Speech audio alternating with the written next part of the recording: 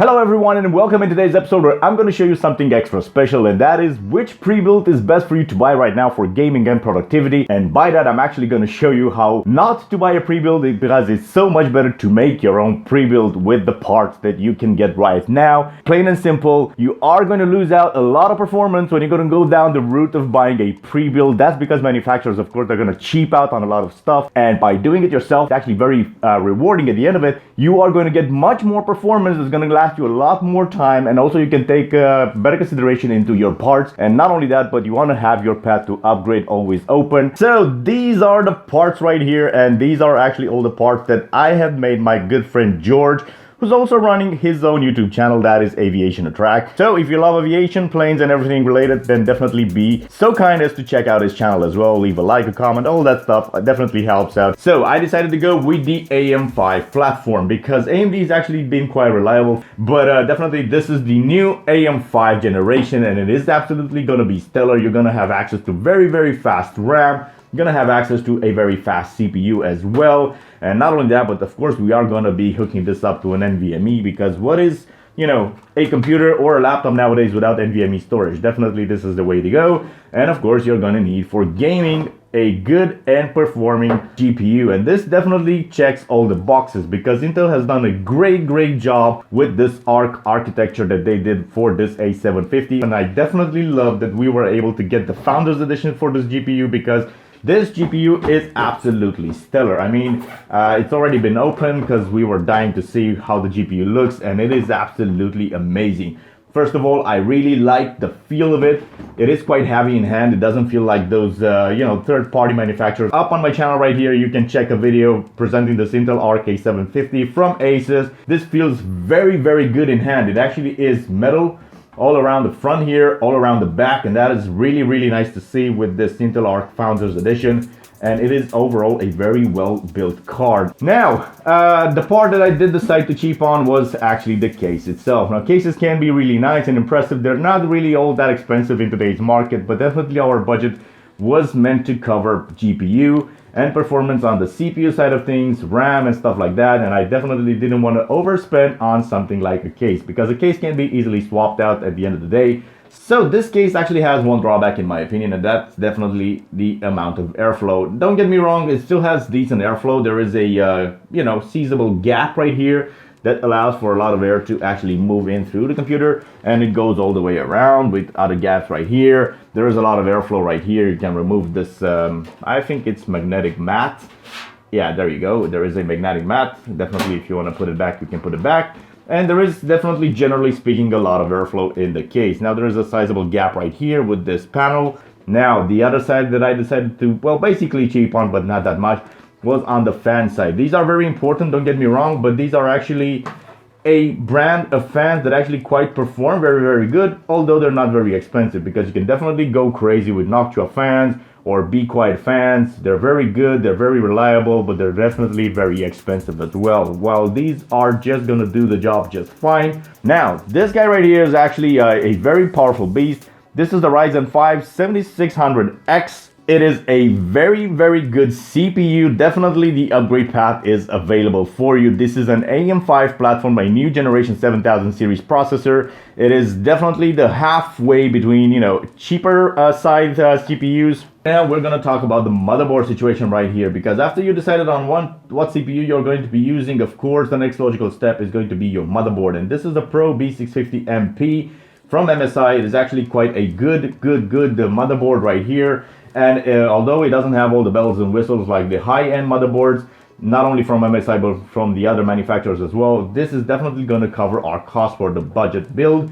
And it is definitely going to be a great way to keep your door open for upgradability further down the line. And that's definitely something that I'm keen and looking out for. This definitely has support for NVMe, high-speed DDR5 right there, and definitely the support for our CPU right here. And it is overall a good beast in the sense for the amount of money that I paid. Don't forget, in the links down below you'll find all these parts listed out with all the prices for each individual item right here. And this is definitely going to help us out building this PC overall on a budget and still giving us a lot of performance for the money. So this is how the motherboard looks right here. I definitely like the fact that it has a quad channel design, so definitely it can support 4 sticks of RAM.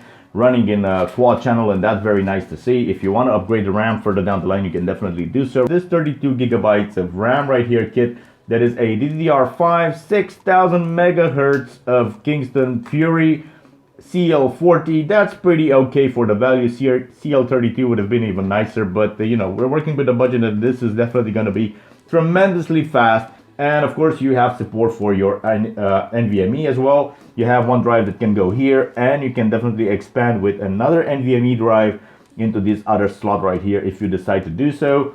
This is where our GPU is going to go. We are going to be running only one GPU in this computer right here, so definitely one slot for our PCIe enabled GPU. That's where it is going to go, and that's pretty nice to see. The rear I/O is pretty basic, but it's definitely going to be enough for us. You have a VGA connector that's not going to be used anytime soon. You do have some, you know, display ports and HDMI 2.1 action going on right here, and that's pretty nice to see. Standard USBs, these are USB 2.0, and this is a USB 3.2, and this is a 2.5 gigabits LAN right here, which is actually pretty nice to see. And definitely, George, if you are planning to use some sound, yeah, you have some sound action going on this motherboard as well. So as I've said, this is pretty bare bones, but it's definitely going to cover all our needs with this PC build right here. And I'm pretty sure that this is going to be quite performant and bang on the performance with the bucks that you have paid for it. This is definitely something very important, and this is the cooling. This is a bit overkill for that CPU right there, but if George does feel the need to upgrade the CPU, then definitely he doesn't have to upgrade the cooling solution for it, and that's pretty nice to have from the get-go. These fans from NZXT, they're actually quite cool. I definitely like it how performant they are, and definitely they were not as expensive as other cooling solutions, and they're definitely gonna give you quite good adequate cooling for whatever CPU you put in there. So this is a 750 watts power supply from CORSAIR. I am not affiliated with them whatsoever, but definitely I love the 80 plus gold rating, and I definitely encourage you to get 80 plus gold or higher if you can. And this is a fully modular power supply, and I cannot have it any other way in 2023. That's because, well, you know, this guy is going to be sitting somewhere right down there, and definitely running the cables throughout this machine is going to be a hassle if the cables are attached to the power supply. And come on, we're not plebs, right? I mean, this is 2023 moving on to 2024. You definitely want to go with something that is going to help you and look nice in the end, and definitely taking a modular power supply is the way to go. So there are a few criteria to consider here with this build. First of all was the budget. Well, the budget shouldn't have went over 1,000 euros. We did kindly a little bit overspend.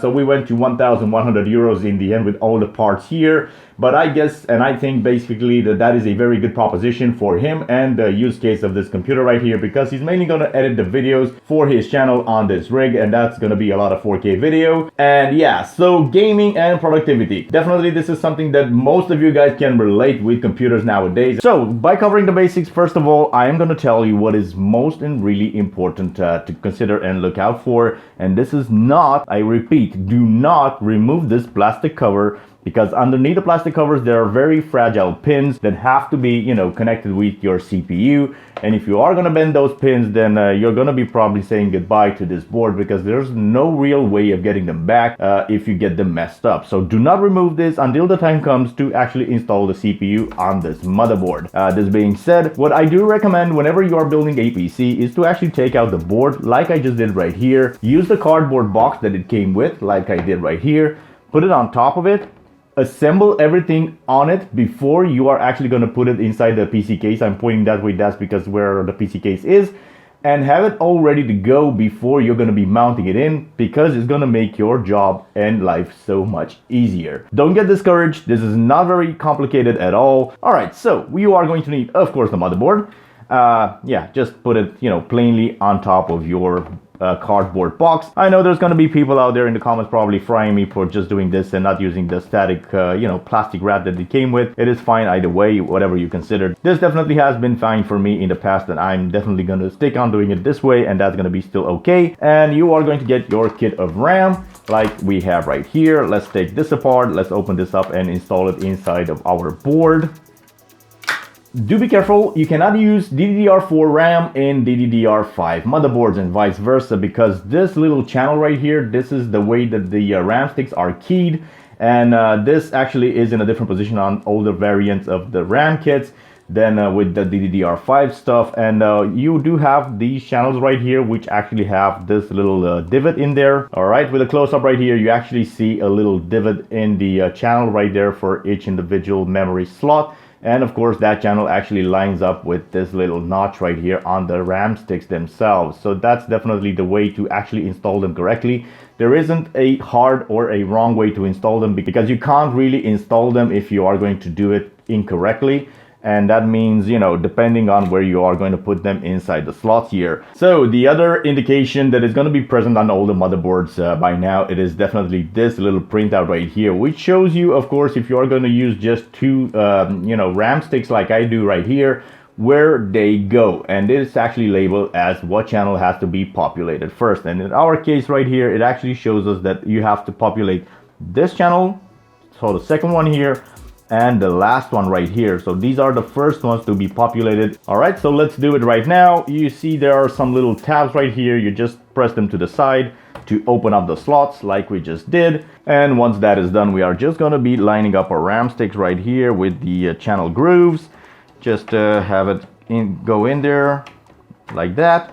There shouldn't be a lot of force on them, and we are going to be putting down the same the second one right here, which also goes down into its own respective channel.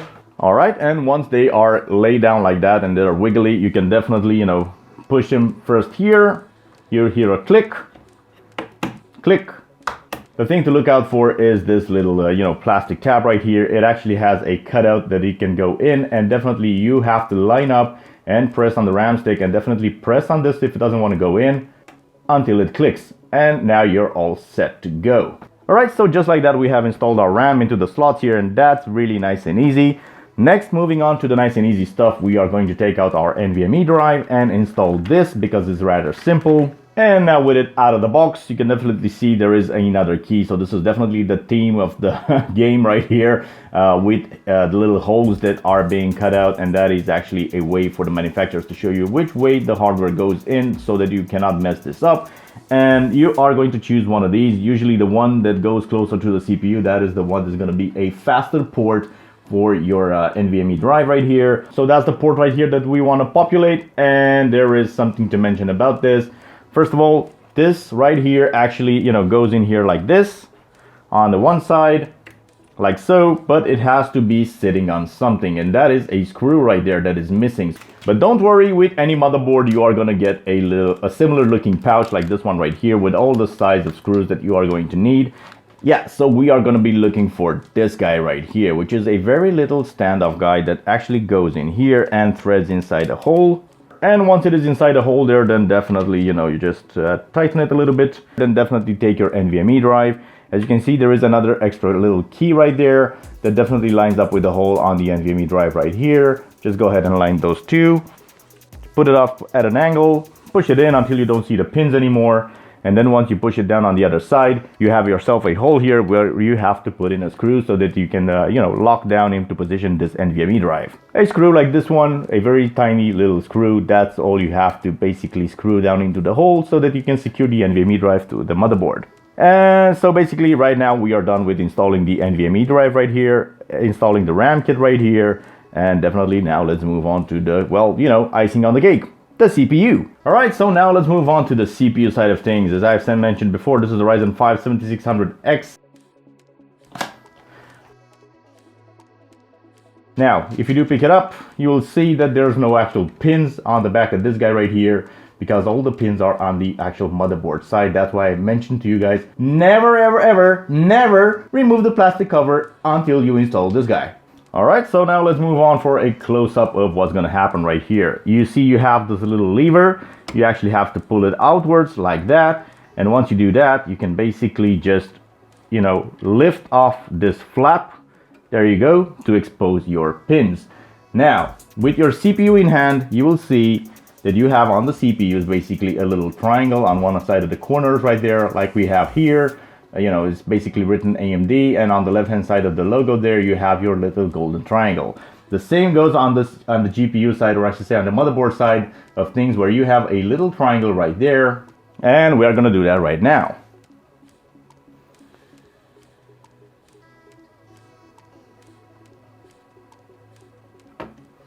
There you go. Nice and easy. You don't have to touch the pins. You don't have to do anything. Give it a little wiggle. It's inside the slot there, as you can see. You have to close the flap like so. Move the lever, and once you move the lever, this one is gonna actually pop out by itself.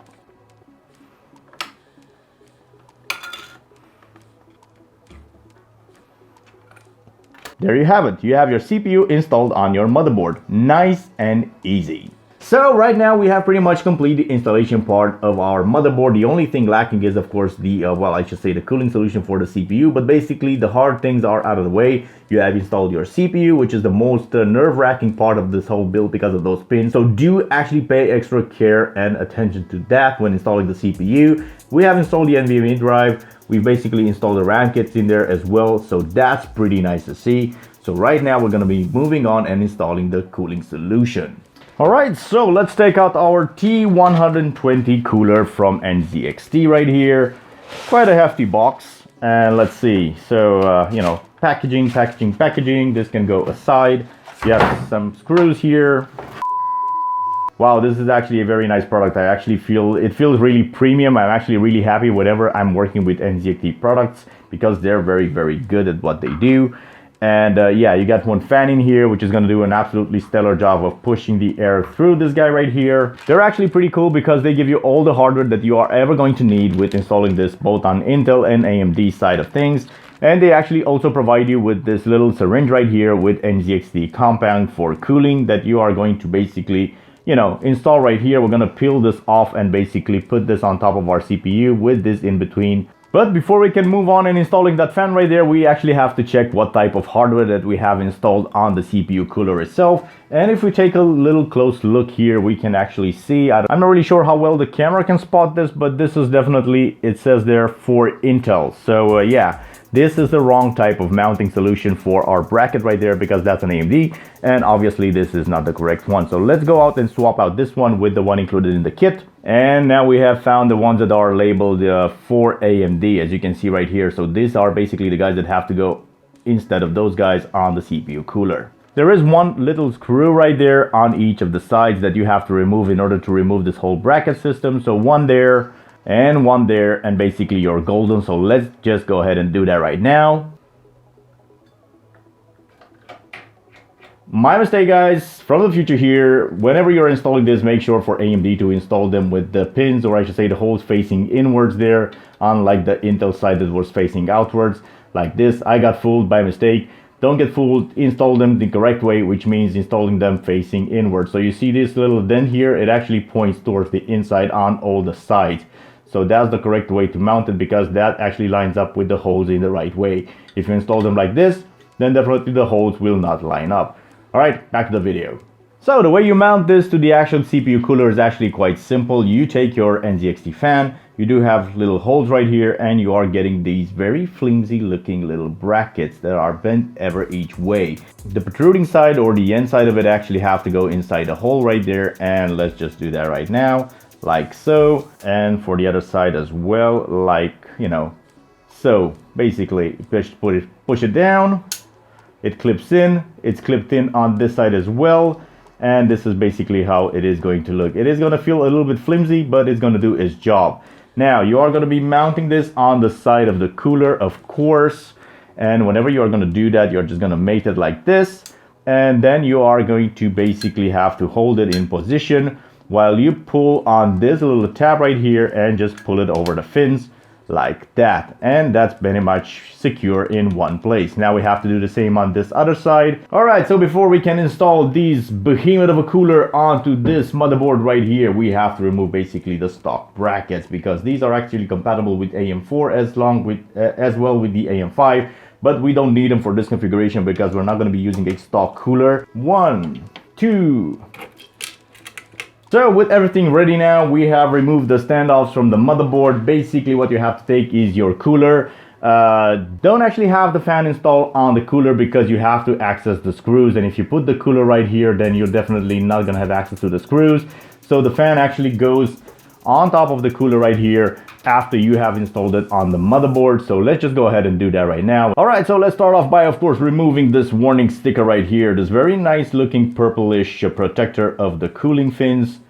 definitely you want to be removing that before you install this on your CPU. And with it removed, we can just set it on the side here a little bit, and we are going to thermal paste, you know, the CPU. Let's take out the small syringe from NZXT, have some zoom action going on right here, take the cap off. I'm just gonna go into an X, you know, shape pattern here.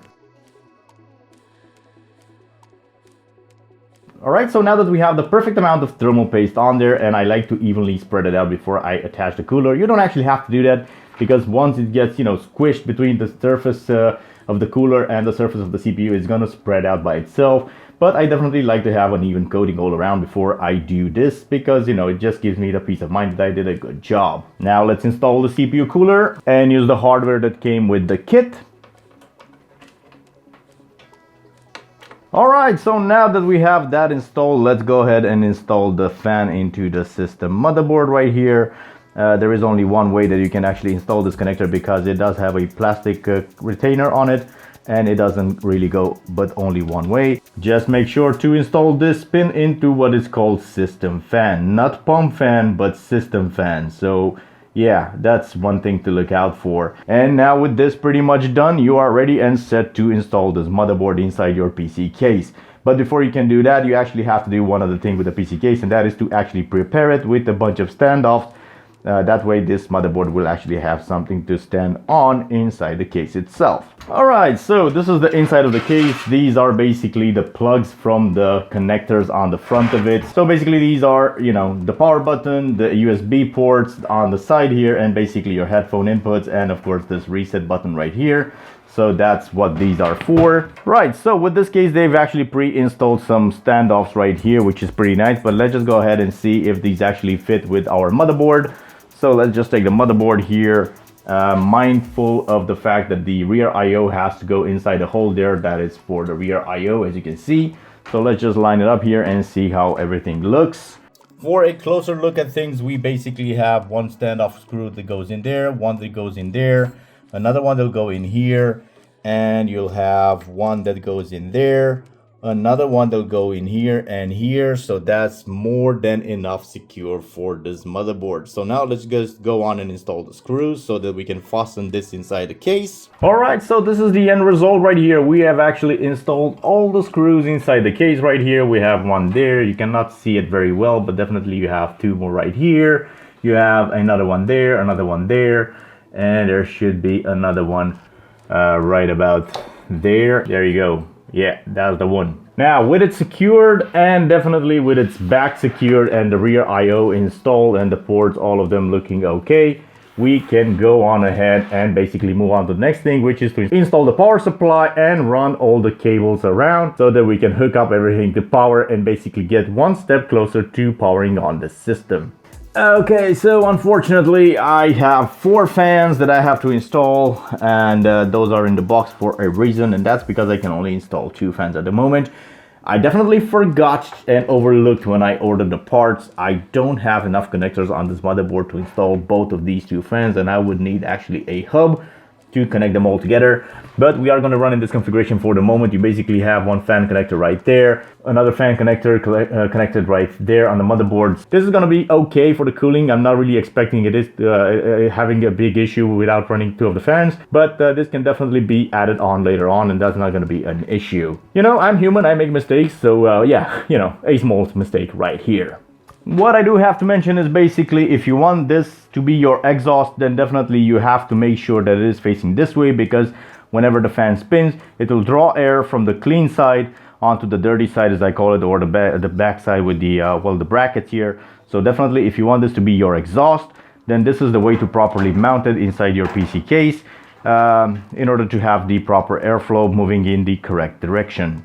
Alright, so this is our power supply right here, and basically let's just get it ready so that we can hook it up there in the so-called basement of the case. Of course, it comes with all the cables that you might expect. So first, let's see what exact cables we are going to need. We're going to need an 8-pin connector right here with a 6-pin connector right here. So let's just take it out of the pouch and get it ready and hook up in the motherboard and the PSUs right there. So basically we have one cable right here that hooks up into the back of the PSU. There we go. One of them is hooked up. That's what we need. One. Then we are going to need another one for the CPU. It's even labeled CPU right there so that you can see that this is an 8-pin connector that hooks up on the PSU with an 8-pin connector, and both on the motherboard side with another 8-pin connector. And that's another one right there that we are going to need. And definitely we are going to need some power for the motherboard. And this chunky, beefy looking guy, this is our basically power that goes from the PSU to the motherboard side.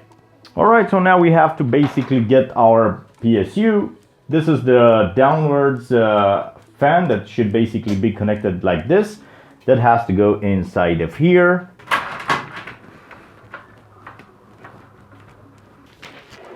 Alright, so that's the PSU installed.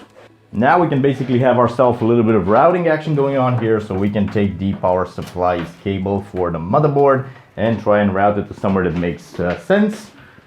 And that should be just around this hole right here, like so. So now the power connector that's connected to the motherboard, and as well the one that goes over to the CPU side, we are just about ready now to install our nice and shiny looking GPU and basically getting ready to boot up the system, install Windows on it, and see exactly how it performs, because I have very high expectations out of it. Right, so now it's time for the star of the show. Of course, we're talking about the Intel A750 graphics card that's finally going to complete the build right here. Alright, so this is the finished product right here. It absolutely looks amazing. The cable management could have been a bit better on my side. Granted, as I said before, this actual case doesn't really help with management all that good. But yeah, it is definitely functional. This is very nice looking right here, the NZXT. I'm not even going to mention the Intel ARC A750 right here, which is looking very nice and shiny and a bit fingerprinty on my side. Everything is looking stellar right here. The power supply is definitely in its place, and everything is looking ready and good to go right about now. And without further ado, I'm gonna just put on the side panel right here and get ready to boot it up for the first time. So I was thinking for the test to jump straight into the fire here with Hogwarts Legacy. As you know, this can be quite an intensive graphical game. Of course, this is a AAA game, and we're running basically on this OLED panel, which is a close to 4K panel with everything set on ultra except for the reflection, shadows, and the ambient occlusion, which are all ray tracing stuff. You know, this is an NVIDIA thing. This is an Intel GPU after all. I have tested out with and without. We're basically tanking and losing around 10 to 15 FPS in game when we are activating those features. It doesn't make or break the game. It still looks absolutely stunning, and I'm pretty happy with the performance and the fact that it's stutter free. It's not laggy, and it looks absolutely amazing. And all for the budget of 1,100 euros. I would say that this is an absolute win for a PC that we have made ourselves. Now, if we'd have went the pre-build route, I would say that we wouldn't have had a chance of reaching this amount of performance. But as you can see right here, we are basically maxing out the GPU at close to 8 gigabytes of VRAM, which is available for it.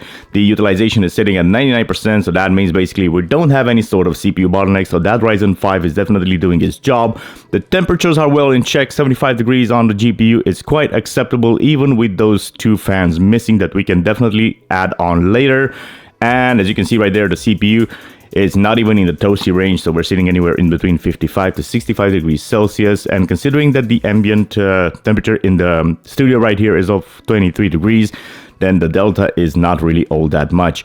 As you can see, we're using a lot of VRAM for this game, so we're closing up to 18 gigabytes of RAM. I should say not VRAM, but definitely the game feels good. It runs good. It looks good. I'm really happy for the amount of performance that we are getting out of this A750. And considering the fact that we are running on this OLED panel that is close to 4K in resolution, definitely this is doing its job rather nicely. The FPS, as you can see, is sitting anywhere in between 35 to 45, and I would say for this intensive graphical title, this is well acceptable for the resolution and the amount of graphical detail that we're asking out of it. Right guys, this has been my video about how to build your own pre-built computer that is much better than, well, build your pre-built, you get what I mean. Make your own computer that's better than any pre-built there on the market. And don't forget, for any extra questions that you might have, find the box down below, leave a comment down there. I'll do my best to answer each and every one of you guys, same as I always do. And also don't forget, I have a Discord server, so maybe you consider to join that, and I'll see you guys there as well. All right, until the next one, peace out. Thank you for being so nice and kind. Bye bye.